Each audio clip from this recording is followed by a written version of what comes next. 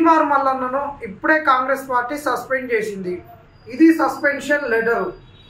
కొత్తగా వచ్చినటువంటి ఇన్ఛార్జ్ గారు నటరాజన్ గారు, ఇతన్ని మీనాక్షి నటరాజన్ గారు సస్పెండ్ చేశారు. ఎంత పెద్దవారైనా కానీ, ఎంతటి వారైనా కానీ, వారు ముఖ్యమంత్రి అయినా కానీ కాంగ్రెస్ యొక్క క్రమశిక్షణను అద్దు దాటితే, లక్ష్మణ రేఖను అద్దు దాటితే వాళ్ళు ఇక కాంగ్రెస్ పార్టీని వీడాల్సిందే అని నిన్న చెప్పడం జరిగింది.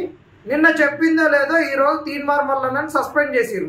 ఈయన పార్టీ క్రమశిక్షణను ఉల్లంఘించి పార్టీ విధానాలకు వ్యతిరేకంగా బీసీ వాదంతో కొన్ని కులాలను రెచ్చగొడుతురని చెప్పారు. ఇతన్ని సస్పెండ్ చేసిరు. ఇప్పుడు మా నిరుద్యోగం నుంచి తీన్మార్ మల్లన్నకు సవాల్ ఏంటంటే, తీన్మార్ మల్లన్న ఇన్ని రోజుల సంది నువ్వు బీసీ వాదం అని మాట్లాడినవు, గత 2 సంవత్సరాల నుండి ఎస్సీ ఎస్టీ బీసీలను ఈడబ్ల్యూఎస్ వాళ్ళు నష్టపోతురని మాట్లాడినా నువ్వు ఈ రోజు వరకు కూడా ఈడబ్ల్యూఎస్ మీద ఒక కేసు అంటే కేసు వేయలేదు. ఈరోజు బీసీ వాదం చెప్పుకుంటుందని తిరుగుతున్న నీ ఎమ్మడి తిరుగుతున్నటువంటి నాయకులు ఏ ఒక్కరు కూడా ఇలా ఈడబ్ల్యూఎస్ మీద కేసు వేసి నా బీసీ బిడ్డలకు న్యాయం జరగాలని తిరగలేదు. నీ ఎమ్మటి ఉన్నటువంటి వాళ్ళందరూ కూడా ఇవాళ డబ్బులు ఉన్నటువంటి బీసీ నాయకులే. ఇవాళ అందరూ కూడా 100 కోట్లకు పడగలెత్తి ఇవాళ మనం ఎందుకు ఎమ్మెల్యేలం కాకూడదు అని మాట్లాడినటువంటి వాళ్ళు. ఇవాళ మీరందరూ కూడా మనం ఎవరితో బిచ్చం ఎత్తుకోవాల్సిన అవసరం లేదు, మనం బిచ్చం వేస్తే వాళ్ళు బతుకుతారు అని డబ్బుల విషయంలో కూడా ఆర్థికంగా మనం వెనకబడలేదని చెప్పిన మీరు ఎందుకు చేయలేదు? ఇకనైనా నీకు సవాల్, నీకు దమ్ముంటే తీన్మార్ మల్లన్న, నిజంగా నీకు నీతి నిజాయితీ ఉంటే అంగిలాగ సిద్ధాంతాన్ని పక్కన పెట్టినట్టు ఈ వాదాన్ని కూడా వాడుకొని పక్కన పెట్టాలనుకుంటే కేసీఆర్ రాబాయ్ నిన్నింటినే వాడుకుంటా తీన్మార్ మల్లన్న అనేటాడు ఒక దగులు భాషగాడు మిమ్మల్ని ఎమోషనల్గా బ్లాక్మెయిల్ చేసి వాడుకుంటాడని చెప్పదలుచుకుంటే మాత్రం కేసీఆర్కు నీకు ఈ జాతుల పట్ల నిజంగా ప్రేమ ఉండుంటే నీ రాజకీయానికి కూడా ఇది ఉపయోగపడుతుంది, నేను చేస్తే మంచిగా ఉంటుంది అనుకుంటే మాత్రం చెయ్యి. ఇది చేస్తే నీకు ఉపయోగపడుతుంది, జాతికి ఉపయోగపడుతుంది. కానీ నువ్వు పేపర్లలో వస్తున్నట్టు అది ఇది మాట్లాడి చేసుడు, ఏదో టీడీపీని బలోపేతం చేయడానికో ఇంకో దానికో చేయడానికో బీసీ వాదాన్ని అడ్డు పెట్టుకొని ఇంకేదో చేస్తే మాత్రం నిన్ను ఎవడు ఉపేక్షించడు. ఇప్పటి వరకు నువ్వు ఎందుకు చేయలేదు? నిన్న కాక మొన్న వచ్చినటువంటి ఎస్సీ వర్గీకరణలో కూడా వాళ్ళు ప్రతిపాదించినటువంటి రోస్టర్ పాయింట్లలో కూడా ఈరోజు చాలా అన్యాయంగా ఉంది. ఎట్లా అన్యాయం అంటే, ఇలా ఇక్కడ 3 గ్రూపులుగా చేస్తే అందులో ఉన్నటువంటి సి గ్రూప్కు వచ్చేసరికి ఒక్క రోస్టర్ పాయింట్లో వాళ్ళకు ఒక్క ఉద్యోగం 22 పాయింట్ రోస్టర్ పాయింట్ ఉంటే వారికి ఒక్క ఉద్యోగం వచ్చేసరికి ఈడబ్ల్యూఎస్ వాళ్ళకు 9, 17 2 ఉద్యోగాలు వస్తున్నాయి.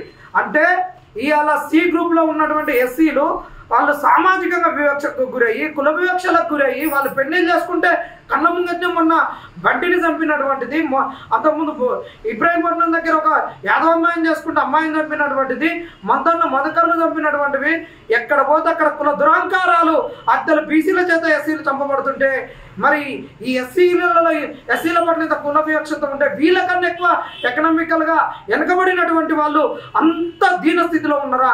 మరి ఈ రోస్టర్ల మీద కూడా నువ్వు ఎందుకు మాట్లాడవు? ఇవాళ ఈడబ్ల్యూఎస్ మీద నువ్వు కేసు వేయాలి. ఈడబ్ల్యూఎస్ ఉండడం వల్లనే ఇవాళ బీసీడీలకు రోస్టర్లో అన్యాయం జరిగింది, ఎస్టీ బీడీలకు అన్యాయం జరిగిందని గతంలోనే మాట్లాడినా ఈరోజు ఎస్సీ వర్గీకరణ వల్ల వచ్చినటువంటి 3వ గ్రూప్కు కూడా అన్యాయం జరుగుతుంది. ఈ ఈడబ్ల్యూఎస్ మీద నువ్వు కేసు వేయకపోతే నీ చుట్టూ ఉన్నటువంటి ఒక మూట, నీ చుట్టూ ఉన్నటువంటి ఒక పరివారము ఇలా బీసీ నినాదం ఎత్తుకున్నటువంటి వాళ్ళని స్వాగతిస్తున్నాం. కానీ మీరు ఇవన్నీ చేయకుండా పోతే మాత్రం మీరు ఈ జాతులను అన్యాయం చేసినట్టే అని తీన్మార్ మల్లన్నకు సవాల్ ఇస్తూనే నీ యొక్క ఏదైతే బహిష్కరణ ఉందో దాన్ని కూడా స్వాగతిస్తున్నాం. రా, నువ్వు మంచిగా చేయి, నేను భుజాల మీద ఎత్తుకొని తిరుగుతాం. ఆ రోజు నీ కొరకు తన్నులు తిన్నటువంటి వాళ్ళం, ఈ రోజు నీ ఎమ్మడి బీసీ వాదం అన్నా దద్దమ్మని మమ్మల్ని కొడితే నిన్నే భూజాల మీద ఎక్కించుకున్నాం. ఇవాళ దద్దమ్మల్ని ఎమ్మటి వచ్చినా కానీ మేము సంతోషపడుతున్నాం. ఎప్పుడైనా ఏ గుడికి చేరాల్సిన పక్షి ఆ గుడికే చేస్తుంది, ఆ పక్షులు ఇవాళ మన గుడికి వచ్చి నేను సంతోషపడుతున్నాం.